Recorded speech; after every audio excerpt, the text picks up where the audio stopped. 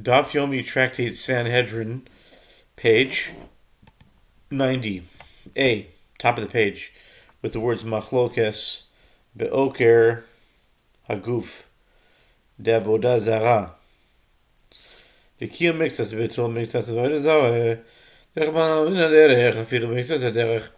the dispute is with regard to a prophet who prophesies to abolish the essence of the prohibition of idol worship, or a prophet who espouses fulfillment of part of the prohibition and nullification of part of the prohibition of idol worship, asserting that idol worship is permitted in certain circumstances, as the merciful one says, and that prophet shall be put to death because he has spoken perversion against the Lord to divert you from the way on which the Lord your God commanded you to walk.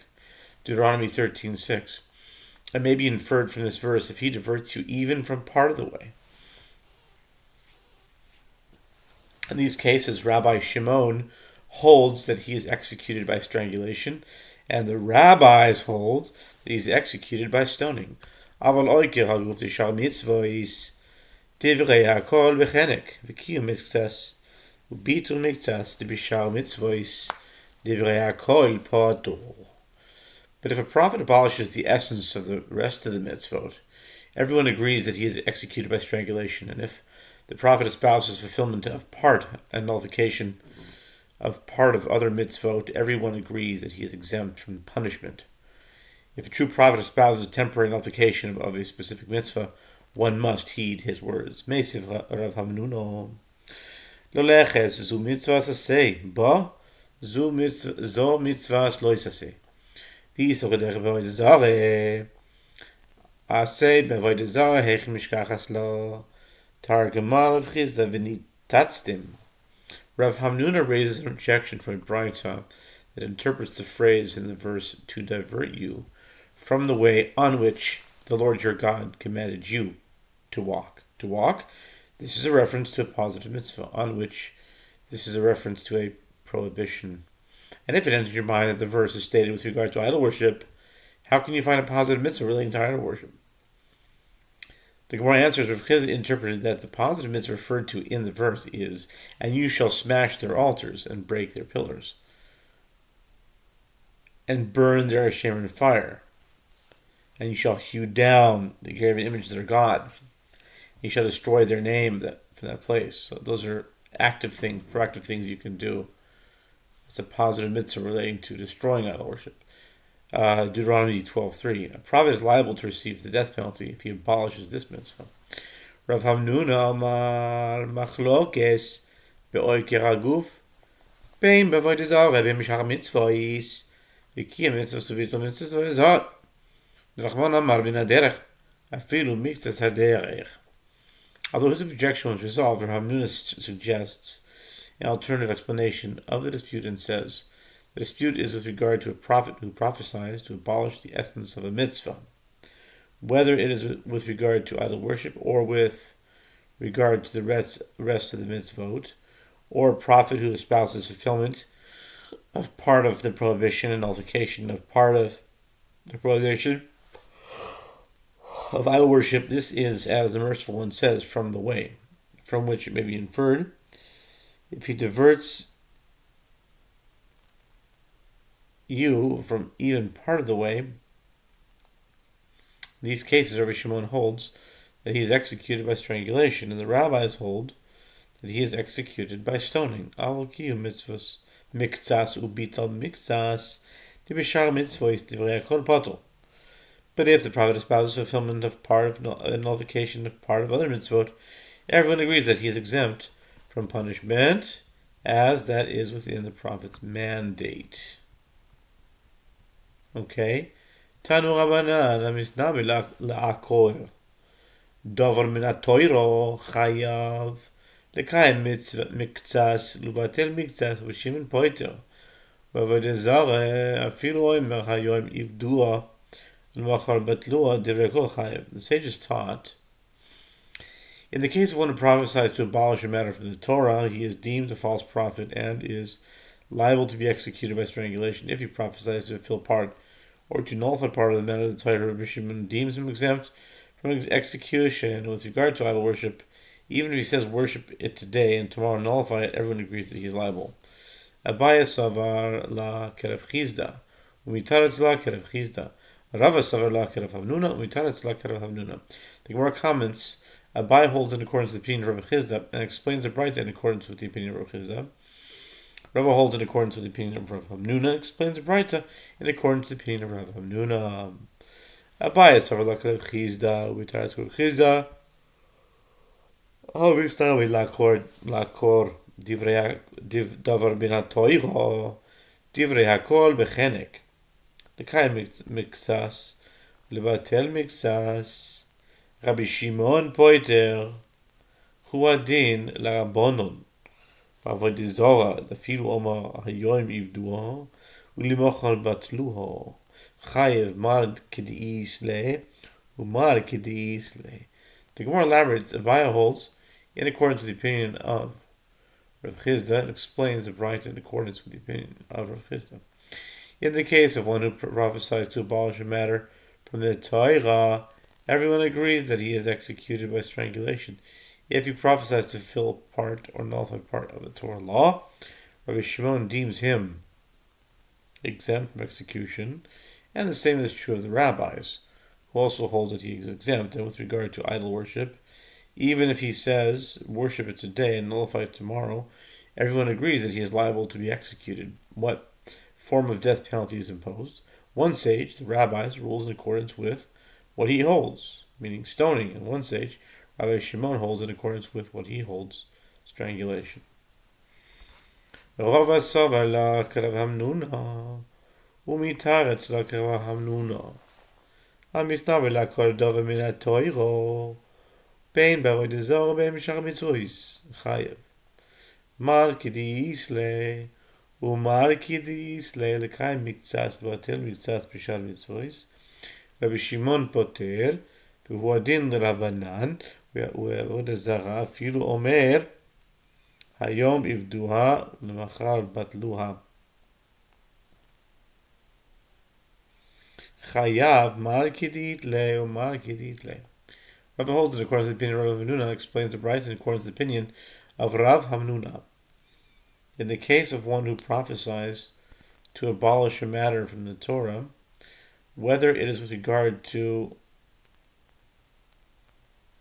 idol worship or with regard to the rest of the mitzvot, he is liable to be executed. What form of death penalty is imposed? One sage, the rabbis, rules in accordance with what he holds, meaning stoning. In one stage, Rabbi Shimon rules in accordance with what he holds, strangulation. If he prophesies to fulfill part or to nullify part of the Torah, law or other idol worship, other than idol worship, Rabbi Shimon deems him exempt from execution, and the same is true of the rabbis, who also hold that he is exempt. And with regard to idol worship, even if he says worship is today and nullify tomorrow, everyone agrees that he is liable to be executed.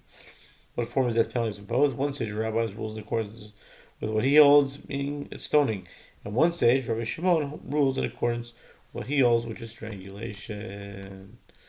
Amar Yochanan bakol im yomar lecha navi avor al divrei Torah shma lo chutz mi'avodah zara shefilu ma'mid lecha chama be'emtza rakia al tishma lo. Tanya Rabbi Yossi Agli Yomer הגיע תוירו לבסויף דייתו שעבודה לפיכך נס נתוירה ממשלה בה שאפילו מעמיד לך חמה באמצע רקיע אל תשמע לו.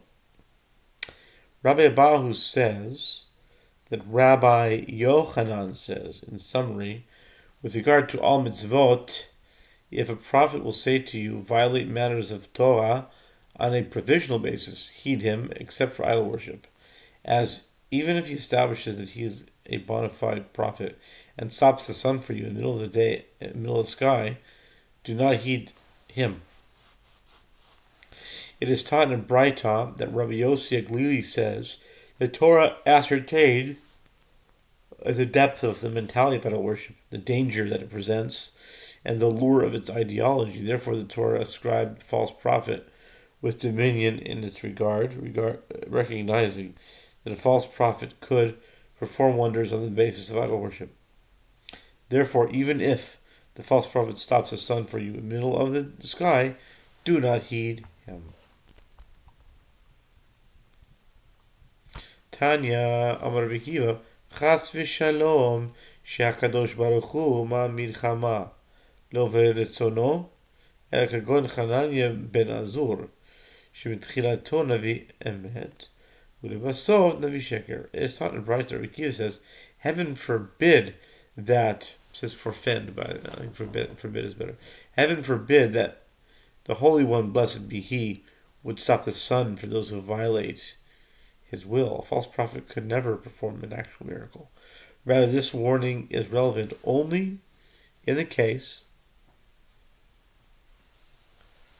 a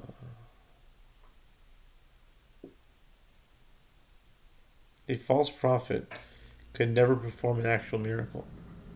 Rather, this warning is relevant only in the case of a prophet, for example, Hananiah, son of Azor, whose original origin was as a true prophet, at which point he could perform miracles.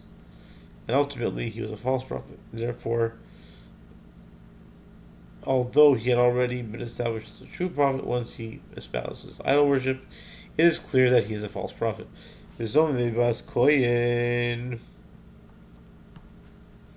Benohani Mili.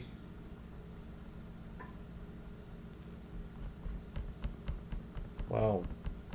Big Daf. Amar Ravacha b'rein Rav Ika Netanya Rabbi Yossi Omer Matamon Lamer Vasitim Lo Kasher Zon Lasois Leachiv Lifnei Shekol HaMezumanim Mezumamin Shebetoich Zon Memei Ubalei Kiyotz Behen. The mission teaches and conspiring witnesses who testified that the daughter of a priest and her paramour committed adultery are executed by strangulation. The Gemara asks, from where are these matters derived? Rav Acha, son of Ika, says it is derived as it is taught in Braita. Rav Yossi says, what is the meaning when the verse states with regard to conspiring witnesses, and you shall do to him as he conspired to do to his brother? Deuteronomy 19:19. The verse is formulated in this manner due to the fact that in all cases involving those rendered conspiring witnesses who are mentioned in the Torah, for example, forbidden relative, the sentences of their conspiring witnesses and their paramours are similar to their own sentences, and the witnesses are executed by strangulation. Paskoyin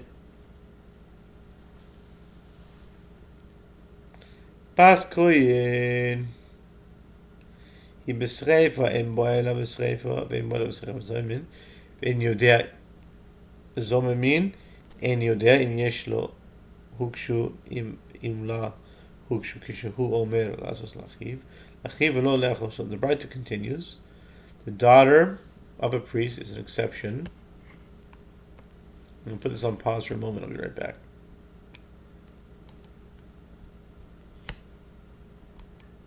And we're back.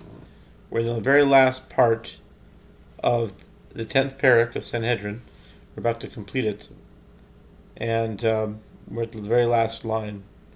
The Braita continues, Bas koyin hi b'sreifa ve'ein bo'ala b'sreifa zomim min en yudi'eno hukshu im lo hukshu shehu omer la'asot la'achiv lo la'achoto. Alright, we'll say it in English. The Braita continues, the daughter of a priest is an exception as she is executed by burning if she commits adultery, and her paramour is not executed by burning. With regard to conspiring witnesses who testify that they committed adultery, I do not know if the witnesses are likened to the paramour or if they are likened to the daughter of the priest in terms of punishment. When the verse states with regard to conspiring witnesses, and he as he conspired to do to his brother, one infers as he conspired to do to his brother, but not as he conspired to do to his sister. The execution of the conspiring witnesses is likened to the execution of the paramour, who is executed by strangulation, and is not likened to the execution of the daughter of the priest, who was executed by burning. Hadran Allah Eluhein Anechnakin. We shall return to you, God willing. Eluhein Anechnakin, if it's meant to be. And we now continue on to the 11th chapter. We finished the 10th chapter, now we're continuing to the 11th chapter of Sanhedrin, which is called Chelek. Kol Yisrael, the Mishnah says, Kol Yisrael yesh lahem chelek leolam haba. שנאמר, ועמך כולם צדיקים, לעולם ישו הארץ. נצר מתאי מעשה ידי להתפאר.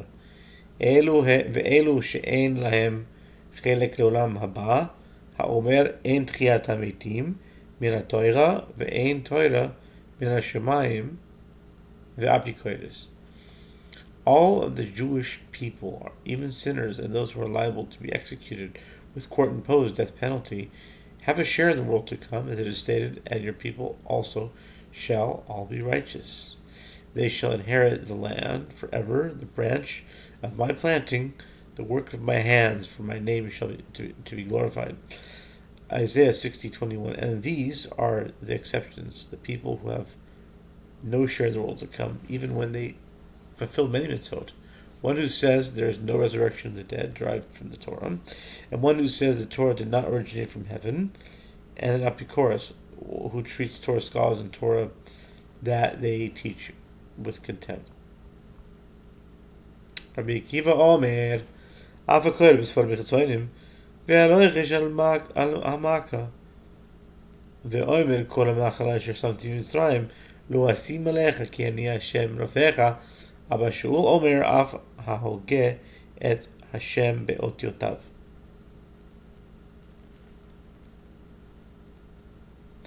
Rabbi Akiva says also included in the exceptions are ones who read external literature and one who whispers invocations over a wound and says an invocation for healing.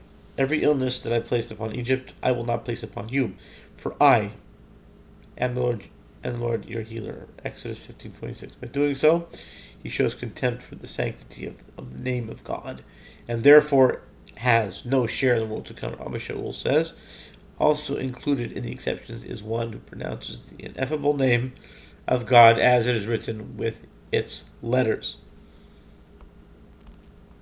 Shlosha malachim v'arba hadyotos ein lahem chelek leolam haba. We're holding by Shloshim Lachim, by Yoises, Ein Lahem Chelek Leolam Haba, Shloshim Lachim Yeravam, Achav Menashe, Rabbi Yehuda Omer Menashe, Yesh Lo Chelek Leolam Haba, Shneimar V'yitpalel Elav, V'yishma Techinato V'yashivehu Yisraim L'malchuto, Amru Lo Malchuto, Yeshivo V'lo Chaye Olam Haba, Yeshivo, Arba Hedyotot, Bil'am, V'doeg, V'achitofel, V'gechazi. 3 prominent kings mentioned in the Bible, and 4 prominent commoners who are described in the Bible as men of great wisdom who have no share in the world to come. 3 kings are Jeroboam, son of Nebat, Achav, both of whom were kings of Israel, and Menashe, king of Judah. Yehuda says Menashe has a share in the world to come, as it is stated concerning the Messiah, and he prayed for him, and he received his entreaty. And he heard his supplication, he brought him back to Jerusalem and his kingdom, 2 Chronicles 33:13, indicating that he repented wholeheartedly and effectively. The rabbi said to Yehuda, he regretted his actions, and his repentance was effective to the extent that God restored him to his kingdom, but God did not restore him to a share in life in the world to come. The 4 commoners are Bilam, the son of Beor, Doeg the Edomi, Achitofel, and Gehazi. Okay. Kol. And now the Gemara says, Kol kach lama tana hu kefar b'tchias hamesim lefikach lo yeh lo chelek b'tchias hamesim shekol midutav shekadosh baruch hu midah keneged midah. And why is one punished to that extent for saying that there is no resurrection of the dead, derived from the Torah. The sages taught in Braita, he denied the resurrection of the dead, therefore he will not have a share in the resurrection of the dead. As all measures dispensed by the Holy One, blessed be He, to His people are dispensed measure for measure, meaning the response is commensurate with the action. D'Amar Rav Shmuel Bar Nachmani, Am Rabbi Yonatan, Minayin Shekol Midah Yosef Shel Kadosh Baruch Hu, Mida Keneged Mida, Shenemar Vayomer Elisha, Shimu Devar Hashem, Begomer, Ke'ez Machar, Sa'a Soles B'Shekel, V'Satayim B'Seorim, B'Shekel B'Sha'ar Shomron, U'Chetiv Ayan Ashlish, Asher HaMelech Nish'an Al Yado, Et Isha Elohim, Vayomer Hine Hashem, Ose Arubot Bashamayim, Hayeh Hadavar Hazeh, Vayomer Hinach Roe Beinecha, Misham Lo Tochal. This is based on that which Rabbi Shmuel Bar Nachmani says, that Rabbi Yonatan says, from where is it derived that all measures dispensed by the Holy One, blessed be He, are dispensed measure for measure. It is derived from a verse, as it is stated concerning the siege of Jerusalem.